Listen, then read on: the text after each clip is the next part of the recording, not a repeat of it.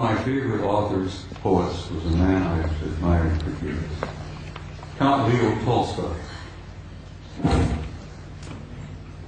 Tolstoy said that there is something in the human spirit that will survive and will prevail.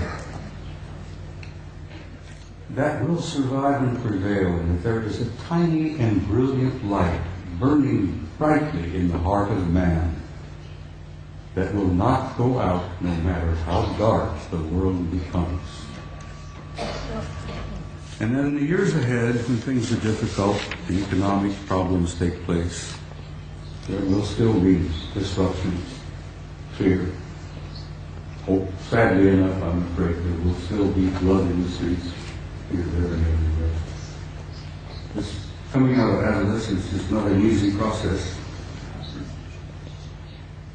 But then, what do you do when you reach beyond adolescence? You reach adulthood. You grow up.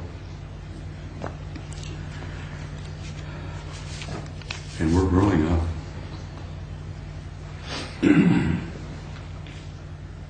Well, ladies and gentlemen,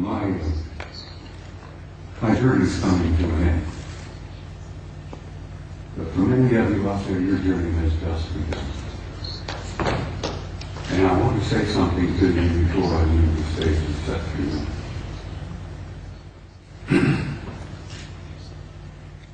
No matter how dark the world becomes, you have to be sure, as Tolstoy said, there is a spark, there is a flame burning in your heart that will never go out, no matter how dark the world becomes. And as my journey is coming to a close, and some of you, your journey is just beginning,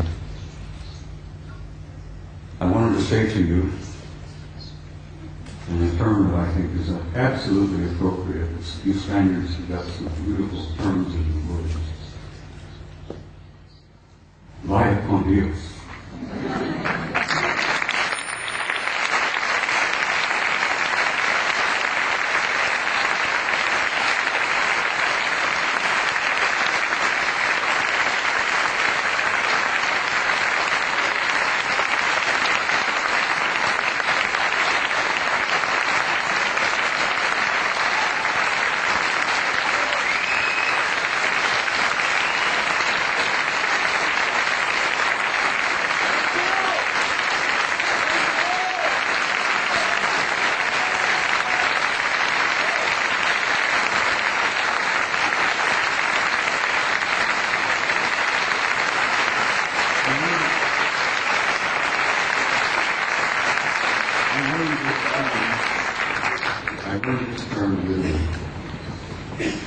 I've never been to Spain before. Italy is one of my places one of my favorite places. I love it. Now I'm learning to love the Spaniards. In Italian, I learned to say this, and I will say it to you when I understand you know the meaning, but it's very small. In closing, I want to say to you all, Ti amo.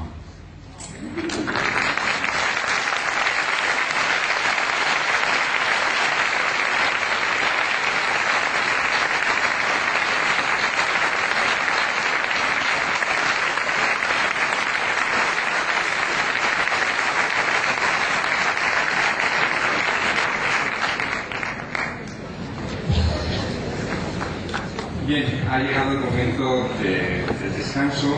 Sí quería comentarles que justo... I'm Carrie Cassidy from Project Camera. This is Henry Deacon. You need a microphone if you want to... Henry has something he wants to say to Bob.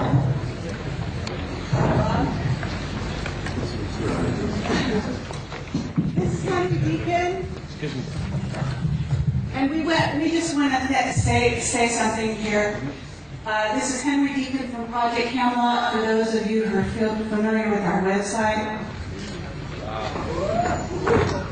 And he's here today, and he's here at the conference. He has something he'd like to say, Bob, about Mars. About Mars.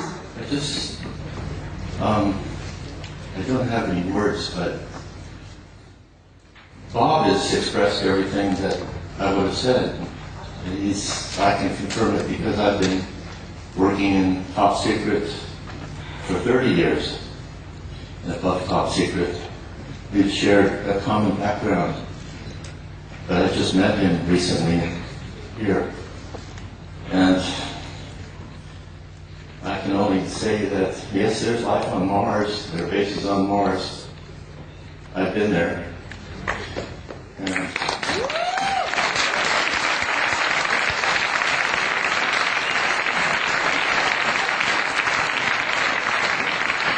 I didn't even get started on telling you some of the things I wanted to share this afternoon about who and what is on the moon and Mars that Henry knows. It's a long story, as he said. There's not enough time to put it all together. Except that it's a positive story. It's not one of fear. He showed a picture of the Mother Earth, and it's giving birth, and there's birth pangs, but there's a child that's being born. And just forget about the fear, because that's just a really temporary thing. There she is. So, a friend of mine, Angelica, who no one knows, UK, she calls this the Emerald Planet. And it's alive. Yes, it's very much alive. We're a part of that life form, and it spreads. The life spreads throughout this whole galaxy. And the rest of our family is watching and waiting and helping quietly behind the scenes. And I've been fortunate enough to be able to meet family that don't just live here on Terra for a long, long time, even before I was in government work. So thank you.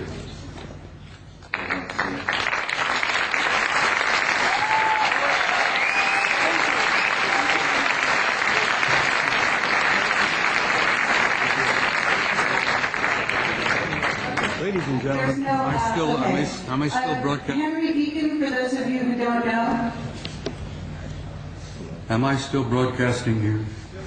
It's still here. I'm going to ask.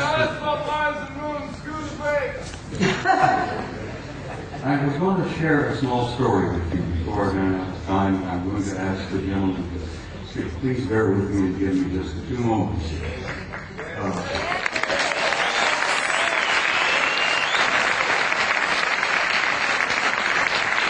This is for over.